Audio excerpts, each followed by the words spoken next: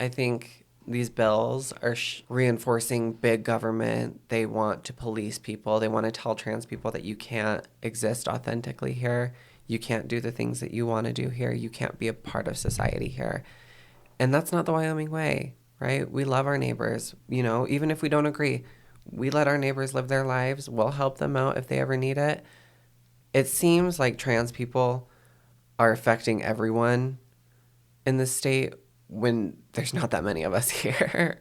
I think it's the caricature of trans people that people think of. They think we're like this massive problem in the state, and we're really not. Hello, and welcome back to The Perch from the Wyoming Tribune-Eagle. I'm Noah Zahn, your local government reporter here at the paper. There's been a lot of discussion about trans women competing in collegiate sports the past few years. It's a complicated and important topic that's been getting a lot of attention here in Wyoming. So, over the next 2 weeks, we're taking a deeper dive into the issue. Today, you'll hear a conversation with Santi Murillo, the communications coordinator for Wyoming Equality, a vocal advocate for the Wyoming queer community, and the first trans athlete at the University of Wyoming. That's who you heard at the start of the show. Reporter Ivy Secrest sat down with Santi to chat about House Bill 60 and Senate File 44, two bills which will effectively prevent trans athletes from competing in sports in Wyoming. She also spoke with Republican State Senator Wendy Schuler. Senator Schuler is the primary sponsor of Senate File 44, and they talked about why she's pushing this legislation forward. That conversation is coming to you next week on The Perch. But first, here's our discussion with Santi. You were UW's first transgender athlete back in 2017. Can you tell me a bit about what it was like to come out in college and participate in women's sports? Yeah, it was terrifying. I'm sure you could imagine. UW has a huge following when it comes to athletics, and to transition very publicly in front of thousands of people at any given time was totally scary. But I think what made it less scary was the support that I received, not only from my coach and my teammates, but from the university entirely. So it was terrifying, but I also had so much support that I kind of let go of all the fear and was able to just really thrive. UW's changed quite a bit since 2017. They no longer have the diversity, equity, inclusion programs. They're facing a lot of pressure to make changes. Do you think that if you were a student now at the University of Wyoming that you would have the same experience? No, I don't think I would have. Just overall, no. In terms of athletics, definitely not. There was no way that could have happened and that I would have had the support that I received. It wouldn't be the same now. And it's so sad to see because I loved my college experience. Speaking of what's happening right now in your adult life post-college, you are a big advocate for queer kids in this state. And part of that right now looks like going to the legislature and speaking with our representatives there. There are 3 bills right now that we've talked about before that affect transgender athletes in the state. And I wanted to talk a little bit with you about what exactly these bills are intended to do from your perspective. I guess on paper, right, the intent is to ban trans women from sports. But I think in reality, I think that there's a little bit more of an ulterior motive, and that is to gain voters. Because why do we need 3 bills doing the same exact thing? We don't, especially given what's happening at a national level. We don't need 3 bills that are doing this. And I think it's really sad to see taxpayers' money being wasted. And we're sitting here debating the same issue 3 times under a different bill number, under a different catch title. It's the same thing. And then that's time spent not addressing teacher shortages or addressing the economy or reproductive health care in rural Wyoming. It's so sad. And it's all performative. It really is. It's a way for these legislators to gain traction with their voters, with their constituents. And, people have said that when they were knocking on doors over, the summer, people were saying that this was like their number one issue. And I highly doubt that. I really highly doubt that people's number one issue in the state is trans women in sports. You're a coach. You work with kids. How has this been impacting the kids that you work with, this conversation being that this is what the adults around them are talking about? I do know that there are kids out there who are afraid and they're, all they want to do is play. Especially when we're talking about like elementary kids. All they want to do is play. They want to grow community. They want to learn key lessons that athletic teaches you, teamwork, responsibility, accountability, things like that. And these kids just want to play. That's our thing. Let them play. Just let them play. This is, like you said, we're not talking about professional sports. We're not talking about people being robbed of scholarships or opportunities. We're talking about kids and athletes that just want to do what they love. And if there is an advantage that can only be accounted for based on the sex you were assigned at birth, then we should look into that, right? Because that's the narrative they're pushing, right? Is that trans women are these dominant people who are physically overwhelming and they can easily overtake female counterparts. And that, I always use myself as an example of that. I'm a pretty small person. You're about 5'2". 5'4". 5'4". Okay. Yeah. 5'4". And I always use the argument when I talked about it, like, because I was pretty good at cheerleading. I was really good, to do it for so long and to do it through college. I was pretty good. And I always argued I wasn't good because of the sex I was assigned at birth. I was good because I worked my butt off. We lived in Douglas, and my mom would drive me here to Cheyenne to do tumbling private lessons. Like, I worked and worked and worked, and that's why I was good. It wasn't because of what I was assigned at birth or anything. It was the hard work. And I think that also discredits a lot of these trans athletes is the hard work that they actually do put in, right? It's all being accounted because they were assigned male at birth. And that's not fair. That's really not fair to somebody who has worked and worked their whole life towards achieving something. You grew up with a family that was very accepting when you came out, and that wasn't something you were expecting. Yeah. Can you talk a little bit about your background, your family, and being a Wyomingite here? Yeah, so I was born and raised here. My family, both of my parents are from Wyoming. All my grandparents are from Wyoming. Like, we have deep roots in this state.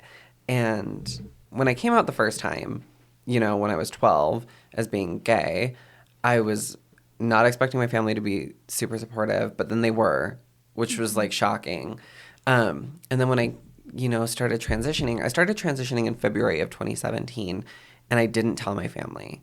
I told them on my 20th birthday, so in July of 2017, and I was so scared. I remember I wrote out this long text message. I was like, if you don't accept this, and that's fine, but I have to live my life. And everybody was super supportive. Everybody.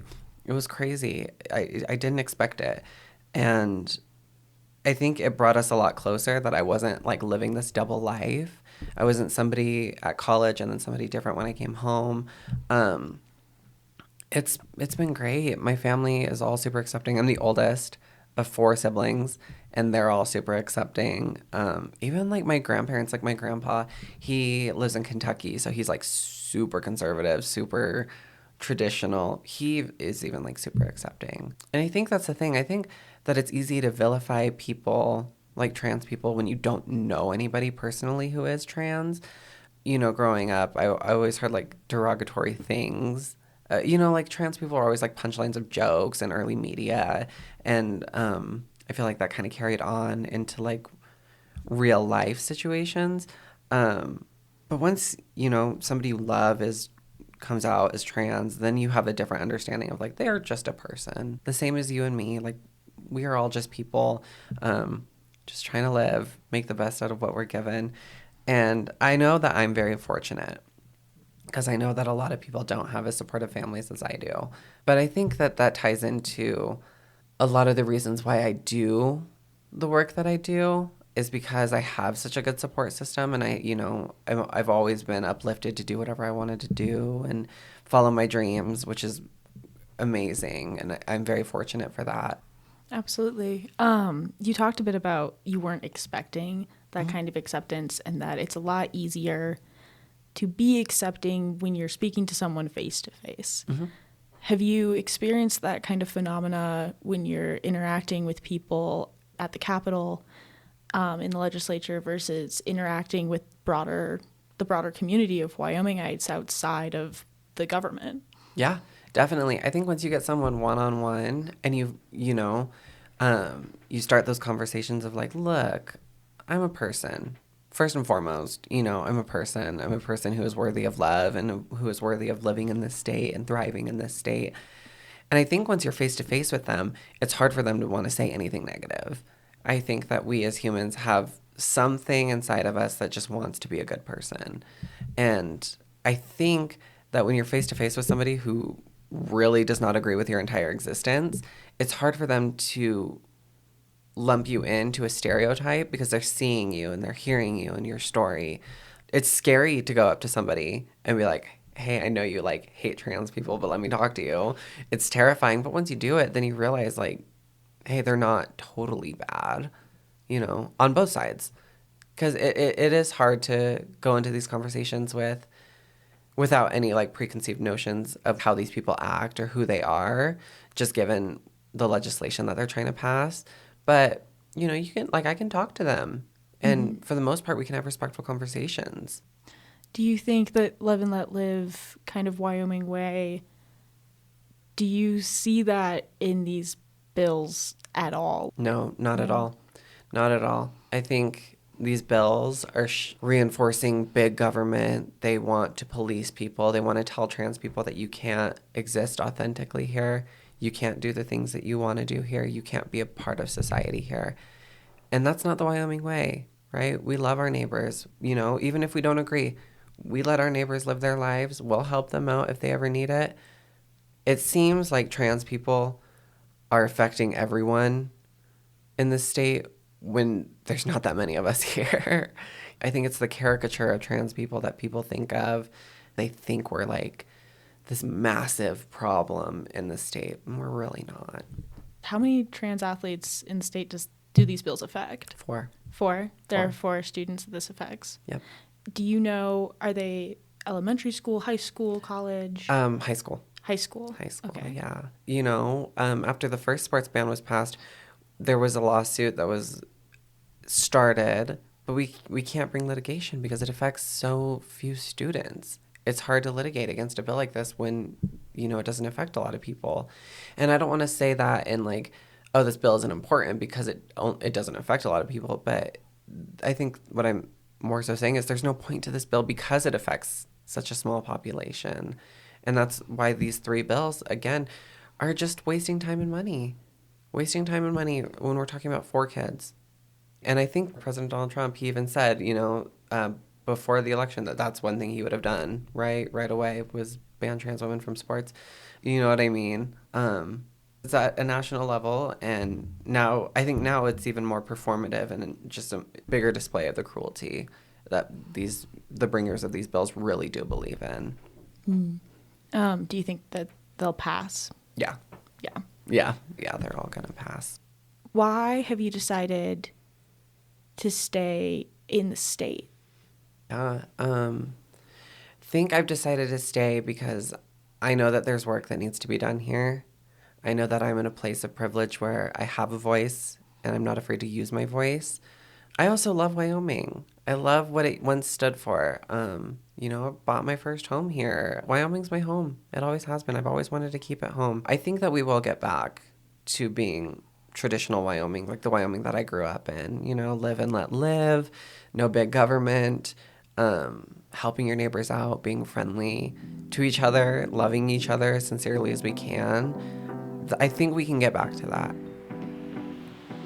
That was reporter Ivy Secrest speaking with trans advocate and former collegiate athlete Santi Murillo. Currently, Wyoming bans transgender athletes from competing in middle school and high school girls' sports. House Bill 60 would expand that ban to include elementary and intercollegiate competition as well. This bill was approved by the Wyoming House of Representatives with 51 votes in favor and only 6 opposed, and has now been passed over to the Senate.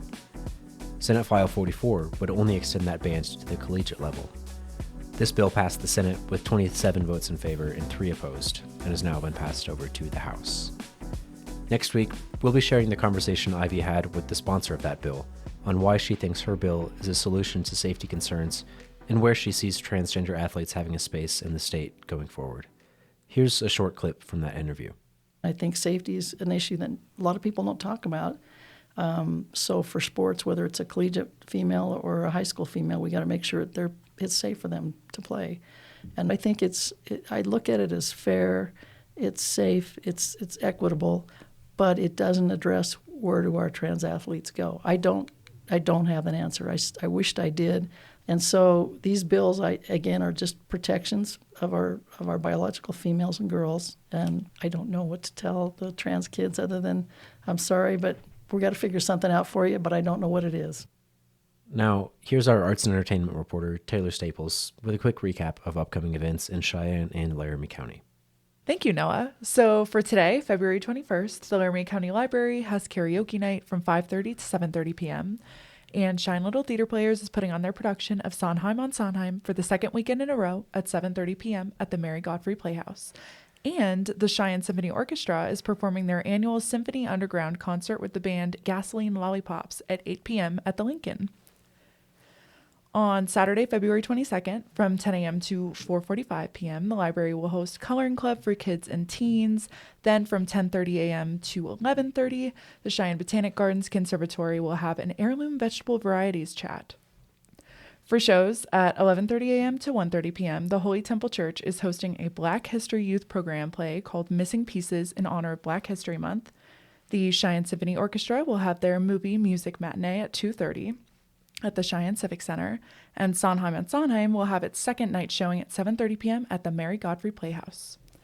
On Sunday, February 23rd, Cats and Coffee Connections will host a cat bingo or meow-ingo from 1 to 3 p.m. Sondheim on Sondheim will have its matinee at 2 p.m. at the Mary Godfrey Playhouse again, and the Cheyenne Artists Guild will host the Love of Red art show reception from 3 to 4 p.m. On Monday, February 24th, the library will have both a matinee movie for mindful aging at 1:30 p.m. and a brown bag book club at 4 p.m. The movie they'll be showing is In the Heart and the Sea, and the book they'll be discussing is 100 Days of Sunlight by Abby Emmons. On Tuesday, February 25th, at 5:30 p.m., people can go to the Cheyenne Creativity Center to learn about linoleum block printing as a part of the Art Cheyenne's Block, Int, and Press workshop series. And the library will have a book discussion on Killers of the Flower Moon at 6 p.m. On Wednesday, February 26th, the library will host a Brushes and Bites event at 1 p.m., as well as a How to Train Your Dragon viewing for teens at 3:30. And finally, on Thursday, February 27th, the library will host their monthly Tween STEAM and Teen Writing Club events from 4 to 5. And Central High School has their first night of Shrek the Musical at 7 p.m. Great. Thank you, Taylor. Appreciate you bringing that us this week. Before we close out today, here's a quick recap of some of our headlines from the past week. Wyoming demonstrators gathered at the state capitol building on Monday, which was President's Day, to protest the actions of President Donald Trump after his first month in office. Well over 100 protesters attended, and a small counter-protest was organized across the street. On Wednesday, the Wyoming House of Representatives repealed an amendment to Senate File 69 that would have eased the burden of potential property tax cuts on counties and municipalities. Starbase Academy programs across the country, including Wyoming Starbase Academy in Cheyenne, have been ordered to cease operations due to a lack of federal funding. Unless they secure additional funds, the program will close by March 14th. A controversial universal school voucher bill was the subject of more long debate over its constitutionality in the Wyoming Senate on Wednesday, before passing its third and final reading by a vote of 20 to 11. House Bill 199, titled the Wyoming Freedom Scholarship Act, will now go back to the House of Representatives for a concurrence vote before heading to the governor's desk. Finally, House bills that require women to undergo a transvaginal ultrasound before taking an abortion pill, and Wyoming's only abortion clinic to be licensed as an ambulatory surgical center, passed in a Senate committee last Friday afternoon by 4 to 1 in the votes. That's all for this week's episode of The Perch. Thanks to Ivy Secrest and Taylor Staples for contributing to this week's episode. Be sure to tune in next Friday to hear from Senator Wendy Schuler on why she is proposing this legislation in Wyoming.